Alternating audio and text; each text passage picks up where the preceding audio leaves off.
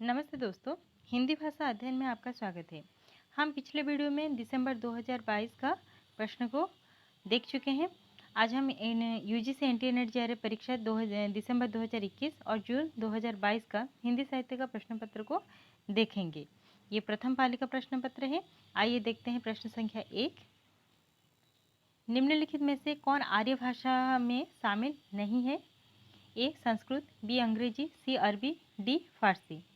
तो इसका सही उत्तर है ऑप्शन सी अरबी। ये सामी परिवार के अंतर्गत आता है। इसके बाद प्रश्न संख्या 2। शीतला माँ के नाराज हो जाने के भय से लोग बच्चों को चेचक का टीका तक नहीं लगवाते थे। उपयुक्त प्रसंग निम्नलिखित में से किस उपन्यास में वर्णित है? ए देवरानी जेठानी की कहानी, बी रहस्य कथा, सी परीक्षा गुरु, डी श्यामा स्वप्न। इसका सही उत्तर है ऑप्शन ए देवरानी जेठानी की कहानी। देवरानी जेठानी की कहानी के लेखक हैं पंडित गौरी दत्त। इस उपन्यास का प्रकाशन 1870 में हुआ था। डॉक्टर गोपाल राय, ये इम्पोर्टेंट है, डॉक्टर गोपाल राय ने देवरानी जेठानी की कहानी उपन्यास को हिंदी का प्रथम उपन्यास तथा पंडित गौरी दत्त को प्रथम उपन्यासकार माना है। इसमें बाल विवाह में फिजूल खर्ची, स्त्रियों की आभूषण प्रियता, बंटवारा, वृद्धों बहुओं की समस्या, शिक्षा, स्त्री शिक्षा, अनगढ़ ईमानदारी इत्यादि को लेकर ये उपन्यास लिखा गया है। इसमें मध्यवर्गीय बनिया समाज का चित्रण है। तो इसमें से भी प्रश्न आ सकता है। प्रश्न संख्या 3। ऋतु बसंत का सुप्रभात था, मंद मंद था अनिल बह रहा, बाला ऋण की मृदु किरणें थी, अगल बगल स्वर्णाभ शिखर थे। एक दूसरे से विरहित हो अलग अलग रहकर ही जिनको सारी रात बितानी होती, निशा काल की चिर अभिशापित, बेबस उन चकवा चकई का बंद हुआ क्रंदन उपयुक्त पंक्तियों में चकवा चकई के बारे में व्यक्त नागार्जुन के विचार को साहित्य जगत में कहा जाता है। ए जीवनानुभव, बी समाजबोध, सी कवि प्रसिद्धि, डी अपवाद। तो इसका सही उत्तर है ऑप्शन सी कवि प्रसिद्धि।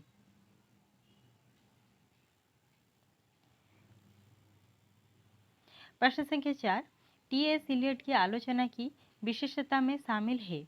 ए कविता आत्मगत अभिव्यक्ति से पलायन है, बी कविता आत्मगत अनुभूति की अभिव्यक्ति है, सी कवि काव्य का माध्यम भर है, डी कविता अपवर्जी और अंतर्वेशी होती है। तो इसका सही उत्तर है ऑप्शन ए, यानी कि ए और सी। ए कविता आत्मगत अभिव्यक्ति से पलायन है और सी कवि काव्य का माध्यम भर है। प्रश्न संख्या 5। परिंदे कहानी के पात्र हैं? ए डॉक्टर मुखर्जी, बी ह्यूबर्ट, सी श्यामनाथ, डी लतिका। तो इसका सही उत्तर ऑप्शन में ही नहीं है। ये प्रश्न ड्रॉप हो गए थे। तो इसका परिंदे कहानी के पात्र हैं डॉक्टर मुखर्जी, ह्यूबर्ट और लतिका, ये 3 है, पर ऑप्शन गलत दिया गया है। परिंदे कहानी निर्मल वर्मा द्वारा लिखा गया है और ये 1960 में प्रकाशित हुआ था और इस कहानी संग्रह में कुल 7 कहानी है।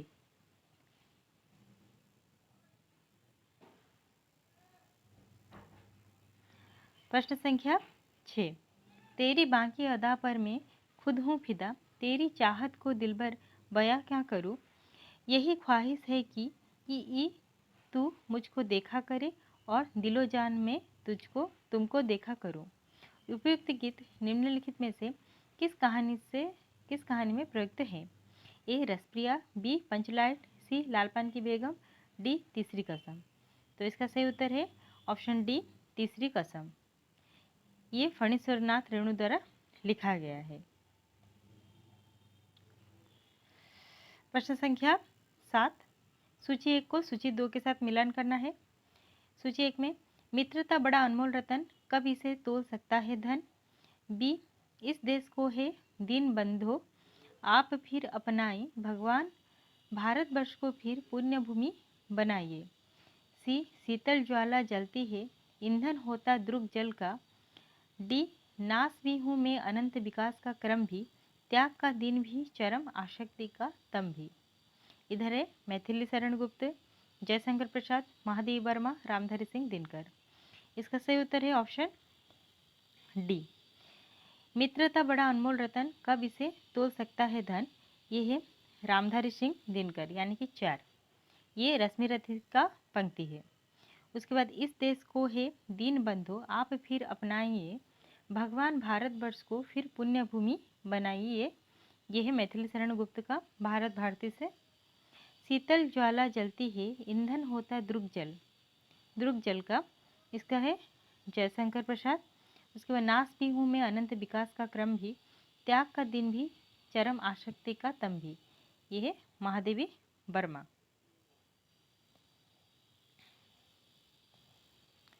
प्रश्न संख्या 8, तीसरी कसम कहानी के पात्र हैं।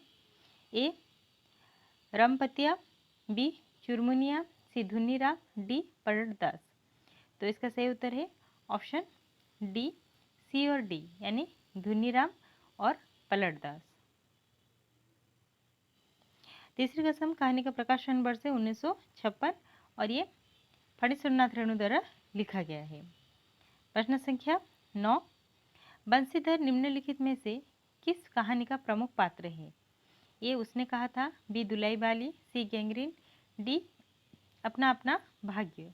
तो इसका सही उत्तर है ऑप्शन बी दुलाई बाली। इसके अलावा जानकी दई, नवल किशोर, सीता, लठीवान, ये सब भी दुलाई वाली कहानी के पात्र हैं। ये राजेंद्र वाला घोष यानी कि बंग महिला द्वारा लिखा गया कहानी है।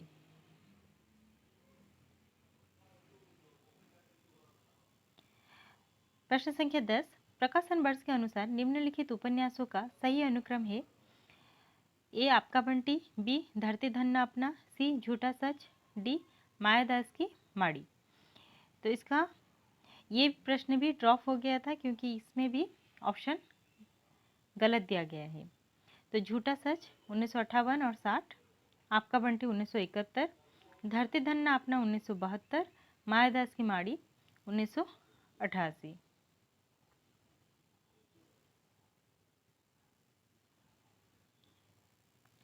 प्रश्न संख्या 11, प्रकाशन वर्ष की दृष्टि से निम्नलिखित नाटकों का सही अनुक्रम। ए बकरी, बी कबीरा खड़ा बाजार में, सी मादा कैक्टस, डी कोणार्क। तो इसका सही उत्तर है ऑप्शन सी, यानी कोणार्क 1951, मादा कैक्टस 1959, बकरी 1974, कबीरा खड़ा बाजार में 1981, यानी कि D C A B. Konark D, मादा कैक्टस सी, बकरी ए और कबीरा खाड़ा बाजार में बी। प्रश्न संख्या 12, नीचे दो कथन दिए गए हैं और एक अभिकथन है और दूसरा उसका कारण है। तो इसमें देखते हैं अभिकथन ए, आज की विषम और संकटपूर्ण स्थिति में व्यक्ति अपनी असहायता और अकेलेपन में निर्णय नहीं ले पाता और ले भी पाता है तो उसकी परिणति अर्थहीनता में ही होती है। कारण, क्योंकि आधुनिक काल में मशीनीकरण के वर्चस्व के कारण व्यक्ति की पहचान खो गई है। तो इसका सही उत्तर है ऑप्शन ए और आर दोनों सही है। आर ए की सही व्याख्या भी करता है। प्रश्न संख्या 13, निम्नलिखित में से ये कथन सा काव्य घटनानुकूल शब्दोपस्थिति ही किसका है। इसका सही उत्तर है ऑप्शन सी। प्रश्न संख्या 14, पद्माकर भट्ट के बारे में रामचंद्र शुक्ल का विचार है। ए ऐसा सर्वप्रिय कवि इस काल के भीतर बिहारी को छोड़कर दूसरा नहीं हुआ। बी परंतु पद्माकर की कल्पना दृष्टि बिहारी से कमतर थी। पद्माकर की रमणीयता ही सर्वप्रियता का एकमात्र कारण है। डी पद्माकर की भाषा कड़कती होते हुए भी कवि जैसी नहीं है। इसका सही उत्तर है ऑप्शन ए और सी, यानी कि ऐसा सर्वप्रिय कवि इस काल के भीतर बिहारी को छोड़कर दूसरा नहीं हुआ। सी, पद्माकर की रमणीयता ही सर्वप्रियता का एकमात्र कारण है। प्रश्न संख्या 15, आषाढ़ का एक दिन राज्याश्रय और व्यक्ति स्वतंत्रता के बीच भटकती हुई सर्जनात्मकता का नाट्य बिंब है। ये कथन किस आलोचक का है? इसका सही उत्तर है बी बच्चन सिंह।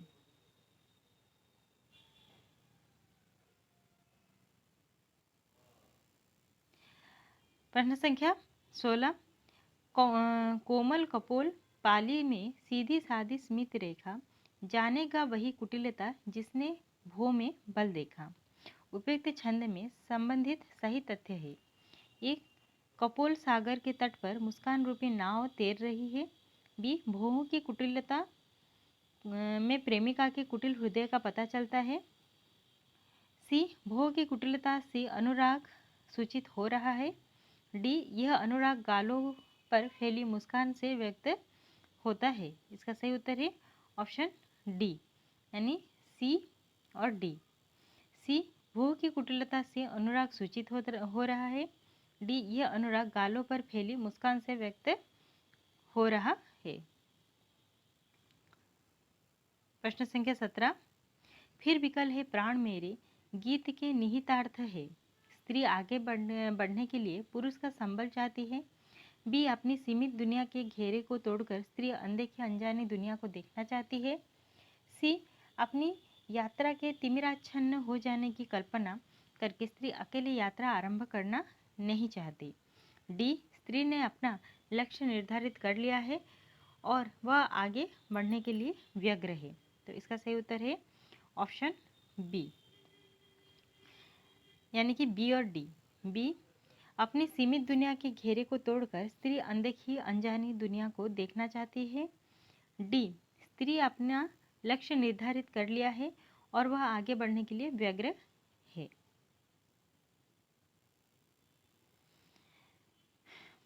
प्रश्न संख्या 18, उदासी संप्रदाय के प्रवर्तक थे। ए, लक्ष्मीचंद, बी, श्रीचंद, सी, मूलचंद, डी, मलुकदास। तो इसका सही उत्तर है ऑप्शन बी, श्रीचंद।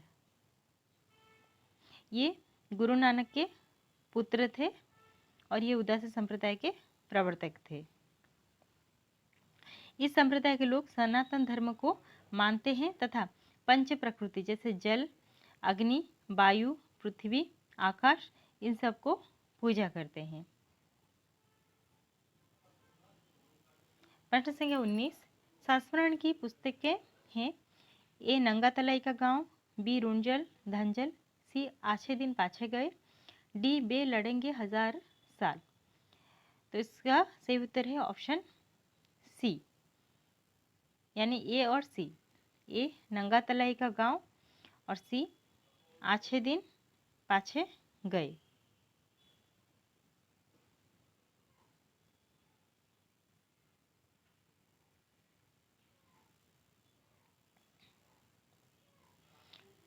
प्रश्न संख्या 20, रामचरितमानस के अंत में कही गई तुलसीदास की कौन सी बातें सही है?